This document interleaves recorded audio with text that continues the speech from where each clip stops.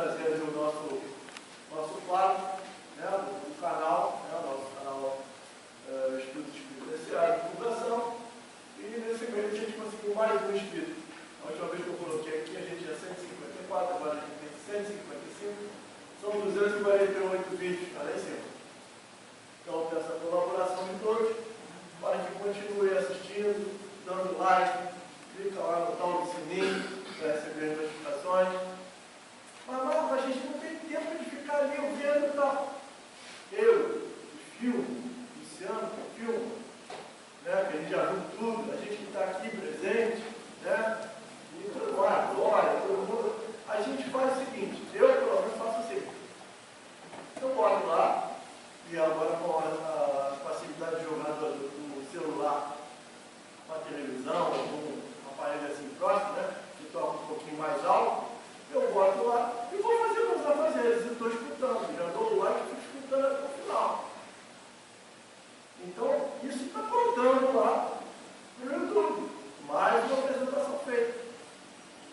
Para que nossos canais espíritas, não só o nosso canal, né, mas todo canal espírita, toda a divulgação espírita, apareça logo que a gente clique lá, né, para poder divulgar a doutrina. Então, peço aos senhores que divulguem, né, compartilhem. Aquele negócio que a gente fez no canal do YouTube, compartilha, fica lá, bota no sininho. Acho que uma pergunta que eu não fiz, mas eu acho que a resposta é não. Tem ninguém primeira vez hoje não, né? Até eu achei que já tinha me visto, você deve parecer com alguém que eu penso. Primeira vez. A primeira vez? Mas é a primeira vez na casa ou a primeira vez na doutrina espírita? Primeira vez na doutrina. Na doutrina? Tá bom. Então, se a gente falar alguma coisa aqui que você não entenda, tá? Depois, hoje está meio complicado, depois do tempo, vai ser talvez fique meio difícil a gente parar para explicar. Mas depois, se você quiser, várias pessoas, eu, Luciano, Rosana, né, que tem um monte de universitário para poder explicar. Fala, pode falar. Aumentar um pouquinho o volume Do microfone? Sim, pouca coisa. Eu estou achando que está alto aberto, gente. Não, não. Eu estou com medo da hora de passar o som. Ele vai no banheiro, porque a parte do som vai ficar mais calma o vídeo. Então é isso, tá? Depois de pedir para alguém, talvez Rita, passar aquele livrinho do Sérgio, que tem a primeira vez. Bom, então tá. O nosso próximo aviso, é no sábado que vem, é o sábado que antecede ao ano, nós vamos ter a palestra desse cidadão aí, né? O nosso amigo, e eu digo amigo, porque nós somos também amigos, apesar de nos conhecermos há 4 anos e nunca termos nos visto pessoalmente. Se Deus quiser, eu vou abraçá-lo pela primeira vez, porque a gente faz parte do grupo pela internet, né? Eu, ele, Luciana, outras pessoas, Glória também, né? Então a gente conhece o Olavo, mas acho que o único que está aqui que conhece ele pessoalmente, acho que é o Luciano, né? E Fátima, né? Fátima também, aquele dia que você está lá, não vai contar. Então tá bom.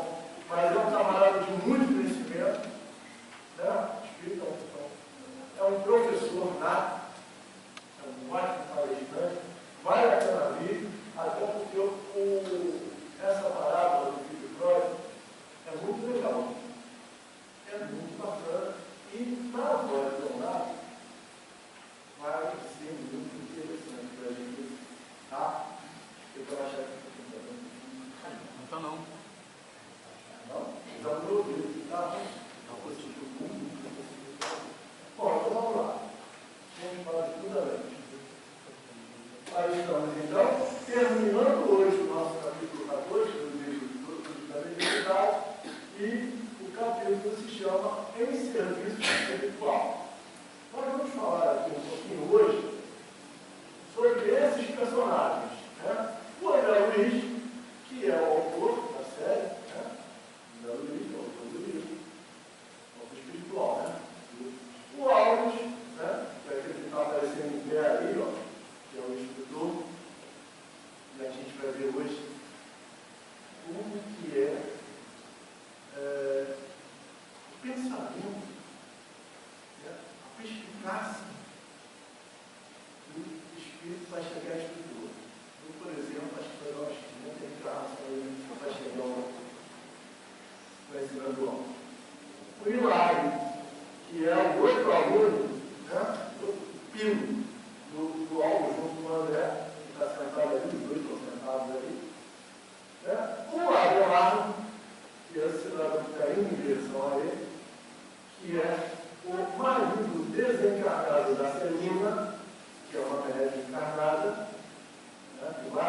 também no capítulo de hoje.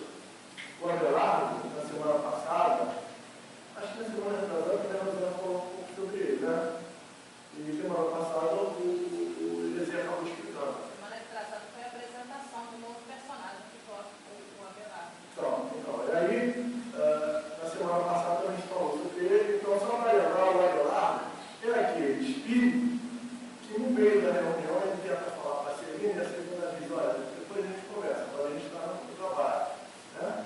E então, ele é um camarada que ele desencarnou, ele era um espírito comum, um homem comum, muito nervoso, muito irritadíssimo, muito cheio de defeito, como a maioria de nós. Desencarnou e tentou ficar ali perto da esposa, tentou ficar auxiliando dela, mas a Celina é uma pessoa de hábitos saudáveis, de oração e tal, tudo mais. Então ele não conseguiu, ele acabou saindo de perto, mas acabou se metendo em um escritório meio que baixo ali e tal, né? Mas através de oração dela, de alunos espirituais, ele foi resgatado e agora vem trabalhando no plano espiritual. Não é um espírito muito evoluído, aliás, tem pouca evolução, mas é esforçado e está se melhorando, tá? A Celina, a gente já acabou de falar, é uma das que a gente vem acompanhando no estudo. O Libório, que é o personagem que foi falado já na semana passada e hoje continua, é aquele primeiro que foi atendido na reunião que vinha se tratando até o capítulo passado, né? O Libório é um espírito envolvido com a Sara, o Libório desencarnado e a Sara encarnada, eles estão ali em conluio, né? Meio que unidos ali um ao outro, quase uma amálgama espiritual, tá? E a gente vai ver isso. E a Eugênia, que não aparece no capítulo, mas eu fiz questão de botar ali para lembrar, que é uma outra lenda da casa, né? Uma médica também segura, uma médica boa de trabalho, que é a que deu facilidade para o Libório quando ele foi atendido na casa espiritual, na reunião muito ruim. Hoje a gente já vai encontrar o Libório num local, vamos dizer assim, no hospital de espiritualidade, no qual ele está acolhido para ser tratado. Aqui ainda, um coladinho na costa, tá? Não é nosso lado, não é nada assim, é um lugar assim, tá? E ele vai ser atendido ali. Bom, acho que é isso. Bom, como eu falei, o Libório e a Sara, eles estão quase que ali do lado, né? É quase não, é um processo excessivo. Né? No início, quando o Libório foi atendido, o que acontece? A Sara, adoentada, vai à espírita pedir socorro. Vão lá e veem que é o Libório que estava auxiliando a Sara, e ele é retirado, ele é trabalhado, esclarecido e elevado. Né? Hoje, no capítulo, a gente vai ver que a Sara está voltando atrás para pegar o Libório. Então é um processo obsessivo. E falei isso, ele vai aparecer lá frente na questão da obsessão. Eu esqueci de botar as setinhas aqui para não bloquear. Que a bomba realmente é isso aí. A bomba de hoje é o Libório e a Sara. E eu estou aqui bonitinho. E a gente faz uma mistura exclusiva no capítulo de hoje. Vamos lá. Então, no livro dos médiuns, né? Na segunda parte, na Manifestação do Espírito, capítulo 23, da obsessão, nós vamos lá. Obsessão simples, fascinação, subjugação, causa de obsessão, meio de combater. Capítulo 3. Aí a gente pegou lá o item 217, que era assim, que diz assim, entre os escolhos que apresenta a prática do espiritismo, cumpre se coloque na primeira linha, a gente toma um pedaço. Então, a obsessão, né? E a palavra obsessão é, de certo modo, um termo genérico pelo qual se designa essa espécie de fenômeno cujas principais variedades são a obsessão científica, a fascinação, a subjugação, só que lá na revista espírita, depois inclui uma coisa que ele. Uma coisa que ele não tinha colocado no livro espírita, no livro dos médicos, e a obsessão. Lá na revista espírita ele explica que realmente existe a possessão. Então, são essas quatro partes. Tá? Por que eu coloquei a possessão aí? Porque que a gente vai ver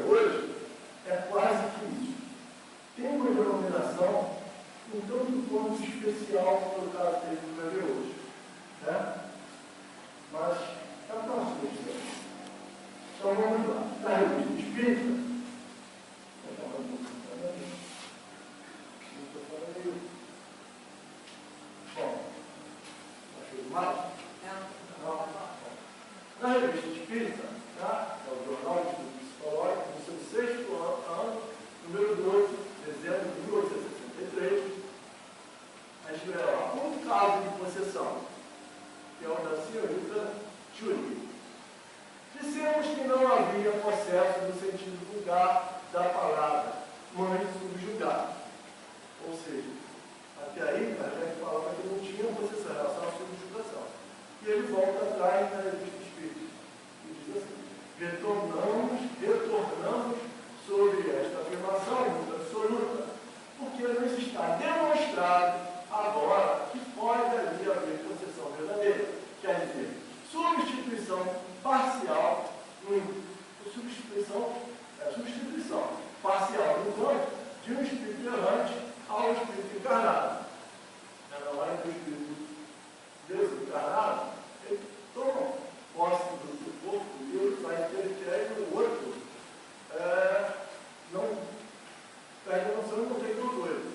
A diferença de todos esses processos de obsessão, no meu modo de ver, a fascinação é o mais difícil. Porque na fascinação, a pessoa fascinada, ela está achando que é o rei da cocaína preta. Ela está achando que tudo que aquele espírito fala para ela é verdade, que ela é a única certa. Está todo mundo errado, está todo mundo contra ela, e ela não aceita ajuda. Tá? Já na subjugação, o espírito sabe que está sendo encarnado, sabe que está sendo subjugado. Ele não tem força para reagir, mas ele sabe. Né? Kardec conta, acho que é no livro dos Médicos, a história do rapaz que toda vez que ele viu uma mulher, ele se ajoelhava e pedia a mulher em casamento. Ele sabia que não era para fazer aquilo, mas ele não conseguia, o espírito fazia fazer isso, o espírito de educação. Já na possessão, o espírito toma o corpo, ele não consegue impedir que o espírito tome o corpo, o espírito faz o que quer e depois ele volta assim. Então tem esse esquema, tá? Não é exatamente o que a gente vai ver hoje. O que a gente vai ver hoje ainda é uma outra coisa que a gente vai ver a seguir. Uma coisa interessante também colocar é o seguinte, que segundo a lei da física, que também replica nas leis espirituais, dois corpos não ocupam o mesmo espaço ao mesmo tempo. Ou seja, a alma, que é o espírito encarnado, que está sendo subjugado, ela não deixa o próprio corpo, ela permanece ali. Só que a ação nefasta do espírito obsessor é tão ferrenha que ela subjuga totalmente o intelecto, a emoção, o sentimento. Tá? Mas o espírito que está naquele corpo, que é dele, foi preparado para ele, ele permanece no mesmo local. Se ele desligar, morre, desencarna. Então diz Kardec na revista espírita que o espírito deveria normalmente ser inferior ao outro, ele se afasta do corpo e o outro toma conta. Sim. Se afasta, mas não se desliga. Não, se desliga, mas afasta. A parte que não tem o poderio de dizer não. Ele ainda diz assim: eu estou aqui do lado, estou vendo o que está acontecendo, mas não posso fazer Não vai nada. fazer nada, não consegue fazer nada. Tá? Então, já no livro Obsessão e Desobsessão, da nossa irmã que desencarnou, porque nós já tínhamos 2 anos que ela desencarnou, a nossa irmã Felipe Paula Júlia, excelente palestrante, eu tive também de assistir uma palestra dela. Na primeira parte, onde ela trata da obsessão, no capítulo 5, as várias expressões do mesmo problema, ela chega com essa fala que é do Manuel Floresta de Miranda, que está no outro livro, que ela cita aí, Fotografia do Divaldo. Existem problemas obsessivos em várias expressões, como de um encarnado sobre o outro, de um desencarnado sobre o outro, de um encarnado sobre o desencarnado, geneticamente, Deus sobre aquilo. Isso quem fala é Manuel Floresta de Miranda, que é espírito, né, no livro Sementes de Vida Eterna, por autor de Gilberto, Fotografia de Divaldo, Federação do seu capítulo 15. E aí, nesse livro, né, a Felipe Paula Júnior, aí isso tudo vai chegar no ponto que a gente vai tratar hoje. Aí ela vem discorrendo ponto desse que o Manuel Floresta de Miranda está falando.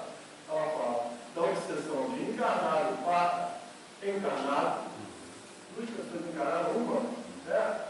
É aquele poder mental sobre a outra que não deixa a outra agir na vida, né? Encarnado para encarnado. Desencarnado para desencarnado, no plano espiritual também tem isso. É um desencarnado que tem uma força maior subjugando o outro, né? Encarnado para desencarnado, que é a pessoa encarnada aqui, que ela, como se digamos, pode o espírito desencarnado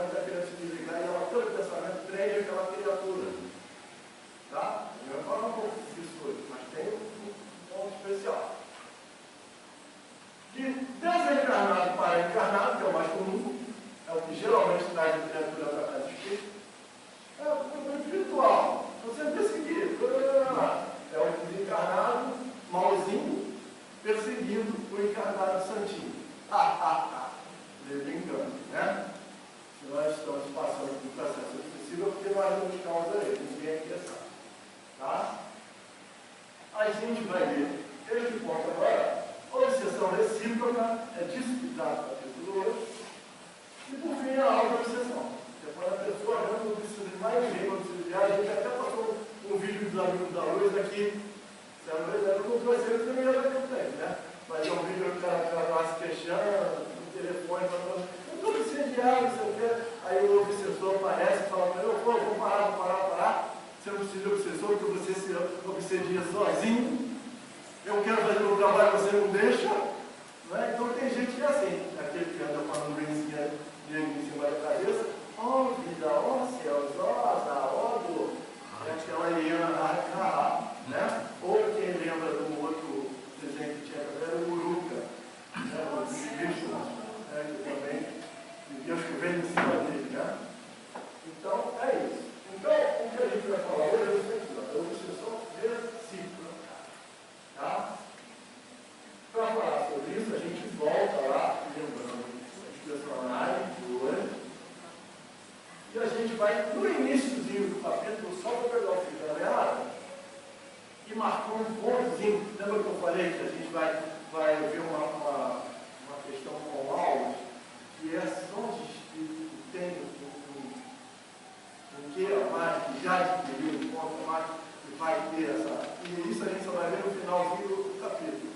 Mas de agora, eu quero que vocês prestem atenção numa coisa que eu marquei ali, no próximo slide, falando.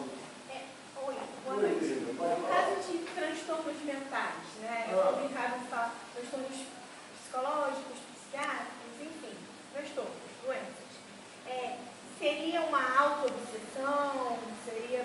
Olha, isso é um problema para a gente ficar aqui 3 histórias estudando, porque casos psiquiátricos, eles podem ser também uma auto-obsessão, mas em grande parte são obsessão, desencarnado e encarnado, que pode também ser causado por encarnado e encarnado. O encarnado que perturba o outro o dia inteiro, ele tem uma ascendência muito grande, ele pode deixar o outro em depressão. Pode ter algum problema psiquiátrico. Então, é uma gama muito grande, não dá para a gente responder agora. É isso. Não, às vezes pode ser a própria patologia da Sim, pessoa. pode Né? ser uma patologia física também. Sim. Né? Pode ser uma coisa do próprio cérebro desencarnado. Então tem um negócio aqui que eu vou deixando a nossa amiga de primeira vez. Doentinho, não é de nada, né? Mas a gente vai chegando lá. Com o tempo você vai se esclarecendo, né? Esse bando de doido que está aqui vai acabar proporcionando a você algo que você ainda não tinha visto, mas eu espero que você goste. Então vamos lá. Começava o capítulo, né? Foi Rosana que fez esse início, né? O capítulo, onde ele começa assim. Distanciávamos da instituição quando o marido desencarnado de Dona Celina, cuja presença assinalamos no decurso da reunião, né, se aproximou de nós. Demonstrava conhecer o nosso orientador, porque estacou ao nosso lado e exclamou: meu caro assistente, por obséquio. Ao nos apresentou-nos ao novo amigo, e a gente falou um monte de coisa, e aí a gente vai pular, depois dessa apresentação. Então, só para a gente perceber ali atrás, já mostrei naquele outro slide inicial, a gente vê o Wallace em pé, o André e o Eduardo sentado, e vem aí o Abelardo para falar, né? E aí o Abelardo, ele fala assim: meu caro assistente, continuou ingênuo, nervoso, preocupado, venho rogar-lhe auxílio em favor de Libório. O socorro no grupo melhorou-lhe as disposições, mas agora é a mulher que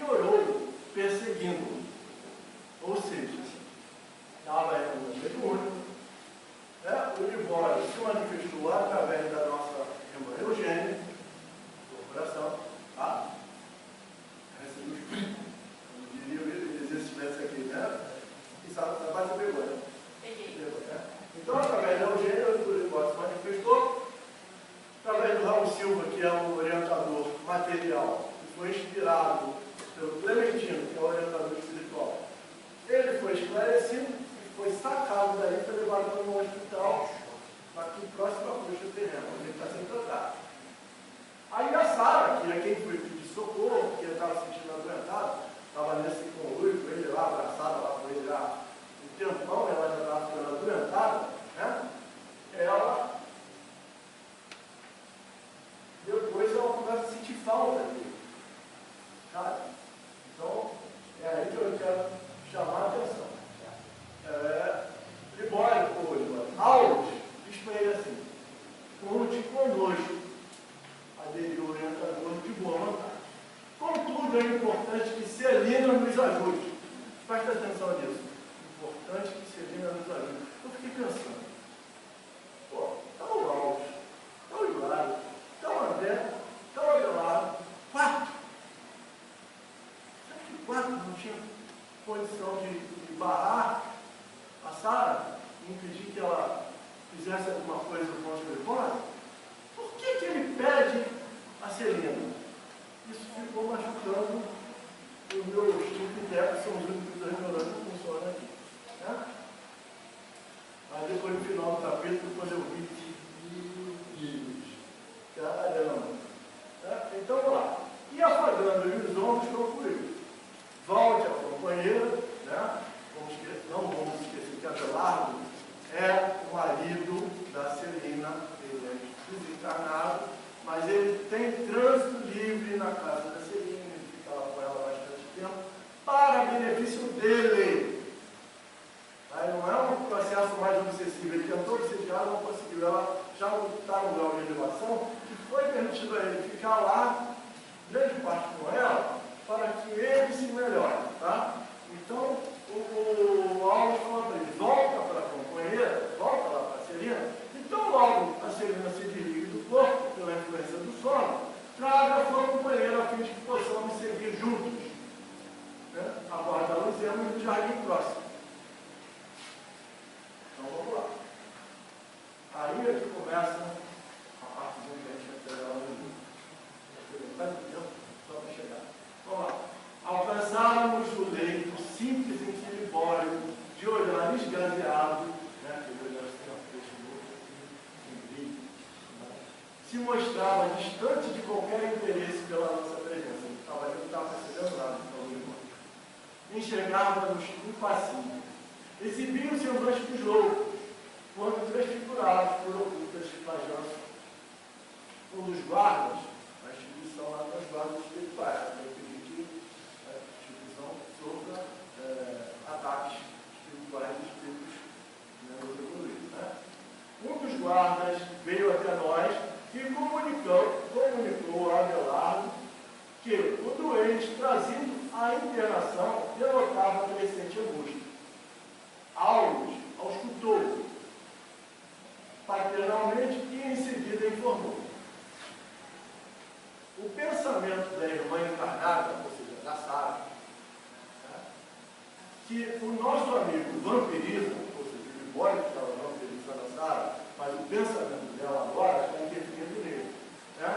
Atormentando, acham-se ambos sintonizados na mesma onda. É um caso de perseguição recíproca. Ou seja, Sara não abandona Libório, Libório não abandona Sara. Os dois têm a consciência de que um está fazendo mal ao outro, mas eles se querem tanto que eles não conseguem se largar. Né? Os dois estão ali. Os benefícios recolhidos do grupo estão agora eclipsados pelas sugestões arremessadas de longe. Ou seja, a Sara está pensando nele e está buscando de fora de volta. Né?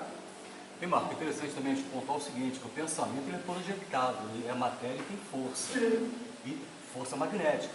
A gente acha que todo pensamento é aleatório, fica solto aí. Não é, não fica não. Pelo contrário, sempre tem o endereço certo. Então a gente pensou, a gente projeta, atrai ou repele. Pensou mais novo. Então vamos lá. Temos então aqui a lei um símil, ou seja, um similar, coisa muito parecida, coisa quase igual, né, perfeito, do que verificamos comumente na Terra nos setores da mediunidade torturada. Já estudou aqui lá atrás o sonambulismo torturado, é basicamente a mesma coisa, né? O que é a mediunidade torturada? É aquele médico que dá sempre abraços por espíritos que estão envolvendo e fazendo com que ele sofra, né? Com que ele passe mal por casa, às vezes faça vergonha na rua, né? Às vezes, né? Isso é a mediunidade torturada. Não tem nenhum controle sobre a mediunidade. O espírito pega ele onde ele quer, ele dá roupa em casa, faz o banho de trabalho, é uma coisa pequena. Vamos lá. Médicos existem que, aliviados dos vexames que recebem por parte das entidades superiores, depressa como que lhes reclamam a presença, religando-se a elas automaticamente, embora nosso mais sadio propósito de libertá-los, ou seja, vai para o espírito, liberta ele, né? Esclarece aquele espírito, ele vai para cá, começa a sentir falta, começa a pensar, como você falou, pensou, atrai de novo. Quando ele não consegue atrair aquele, que aquele foi esclarecido, vem outro no mesmo padrão. É a história da ferida e da mosca. Não adianta você matar a mosca. Se você não limpar a ferida, não cuidar da ferida, vem outra mosca. Tá? Sim, aprovou o orientador. Enquanto não lhes modificamos as disposições espirituais, favorecendo-lhes a criação de novos pensamentos, jazem no regime da escravidão mútua, em que obsessores e obsidiados se nutrem das emanações uns dos outros. Temem a separação pelos atos cristalizados em que se associam, segundo os princípios da afinidade. E daí surgem os impedimentos para a dupla recuperação que eles desejam. Vocês estão ali agarrados, estão sofrendo, mas eles têm medo de largar aquela zona de conforto, quando eles já conhecem aquele sofrimento, e passar por uma situação diferente. Então, tá. Bom, os doentes fizeram-se mais angustiados, mais pálidos, parecia registrar uma tempestade interior pavorosa e inflexible. Tudo indica, aí é o outro falando, tudo indica a vizinhança da irmã que se lhe apoderou a mente. Nosso companheiro se revela mais dominado, mais aflito. Mal acabara o orientador de formular o seu prognóstico, a pobre mulher, desligada do corpo físico pela atuação do sono, apareceu à nossa frente, reclamando feroz. Ou seja, mal o Libório falou, ela é ela aparece ali onde está Libório. Libório, por que te ausentaste? Porque você foi embora. Lição de casa. Volta, Libório. Não me abandones. Regressemos para a nossa casa. Atende. Vem. Tivemos exclamou Hilário indigado. Não será esta criatura que o serviço desta noite pretende isolar das mais influências? Ou seja, foi ela que lá no centro pediu para libertar ela do que ela estava passando. Então foi feito isso. Mas durante o sono ela foi lá e fez de novo. É onde ela está empurrando. Né? E aí está a figurinha. A gente foi pegar lá no projeto de imagem também, como aquela primeira que a gente colocou. A gente viu aí, tem duas pessoas com dois cordãozinhos. Para a nossa irmã que não conhece, aquele cordãozinho chamado cordão militar é o que faz a diferença entre encarnado e desencarnado. Tá? Todo encarnado está ligado ao corpo por esse cordãozinho aí. Todo desencarnado já não tem mais o cordão. Então a gente vê ali lá na cena, o Libório deitado, o Aulus auscultando ele, não precisa de botou a mãozinha ali, ele já sentiu tudo. Atrás dele está o André e o Abelardo. Aí a Melvin, Celina, tá? Aqui o Hilário e ali a Sara, querendo sacudir ele para levar ele embora de novo. Tá? E por que o orientador respondesse de modo afirmativo, o colega continuou. Deu-lhe bondades, mas não está ela interessada no reajustamento da própria saúde? Não roga socorro à instituição que frequenta? Isso é o que ela julga querer. Botei beber, porque isso costuma acontecer com todo mundo. A gente diz que tem uma coisa, mas no fundo a gente quer outra. A gente não sabe bem o que a gente quer. E aí está o X da questão. Então, vale que a gente faça o que o recomendador Santo Agostinho examinar. Né? Eu penso como ele fazia toda noite antes de dormir, para a gente repassar o dia em cima da hora do outro. Tá? Ainda tem que ir lá de novo. Já até o dia para passar nenhuma. Explicou Aulus, cuidadoso. Entretanto, no íntimo, alimenta-se com os fluidos enfermiços do companheiro desencarnado e apega-se a milhares de pessoas são assim. Eu diria milhões. Tá? Aí eu botei aqui. Registram doenças de variados matizes e com elas se adaptam para mais segura acomodação com o menor esforço. Dizem-se prejudicados e inquietos. Todavia, quando eles subtraem a moléstia de que se fazem portadoras, sentem-se vazias e padecentes, provocando sintomas e impressões com que evocam as enfermidades a se exprimirem. De novo, em diferentes manifestações, auxiliando-as a cultivar a posição de vítima, na qual se compara muita gente que agora tem essa posição de vítima. Isso acontece na maioria dos fenômenos de obsessão. Então, são milhares, são milhões. Fenômenos de obsessão, geralmente, está acontecendo isso. Encarnados e desencarnados se prendem uns aos outros sob vigorosa fascinação mútua, até que o centro de vida mental se lhes altere. É por esse motivo que, em muitas ocasiões, as dores maiores são chamadas a funcionar sobre as dores menores, com o objetivo de acordar as almas viciadas nesse gênero de provas inferiores.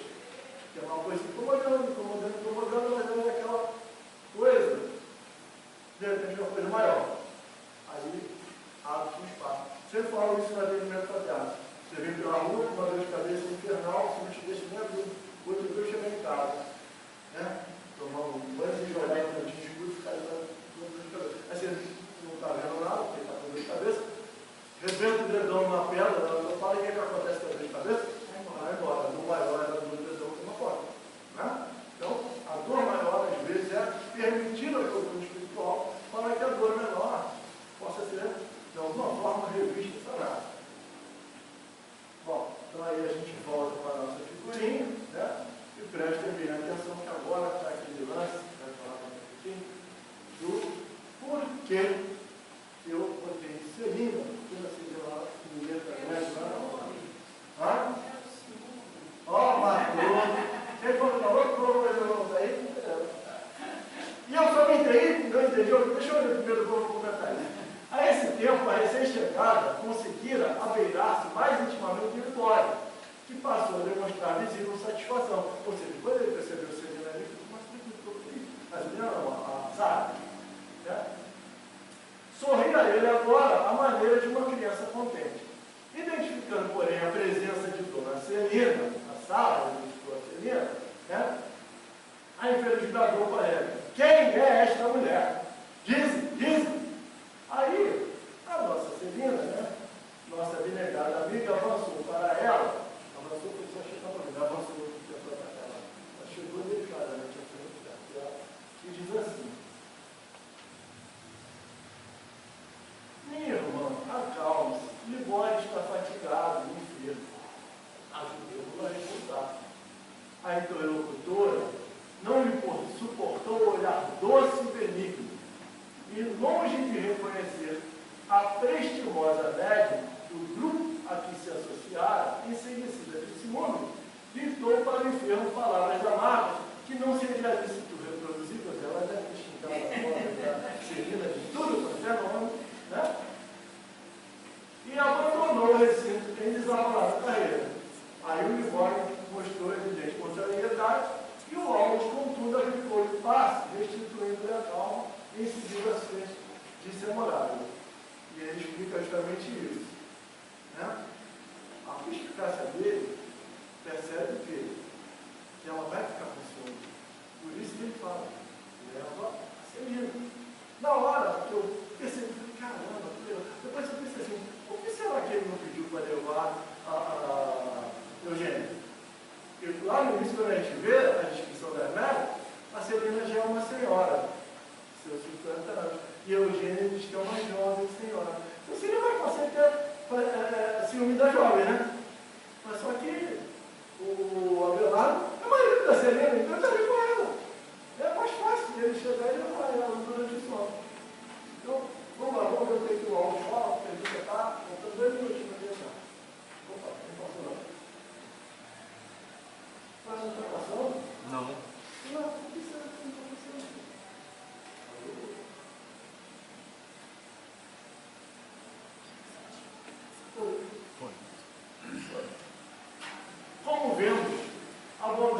patriarca é tão grande que até os nossos sentimentos menos dignos, como se fosse outros, né, são aproveitados em nossa própria defesa. O despeito da visitante, encontrando Celina junto ao enfermo, dá-nos a trégua valiosa de vez que teremos algum tempo para auxiliá-lo nas reflexões necessárias. Quando acordar no corpo carnal, pela manhã, nossa pobre amiga lembrar-se-á vagamente de haver sonhado com Libório, ao lado de uma companheira, pintando um quadro de impressões a seu bel prazer, porquanto vagamente vê nos outros aquilo que traz esse meio. Ou seja, ela vai acordar de manhã, mas só lembrar que sonhou com Libório com uma namoradinha no plano espiritual, porque já tem outra. Vai ficar com raiva e vai abandonar ele por algum tempo. E esse tempo é o tempo que o plano espiritual precisa para poder realmente promover essa libertação de coisas.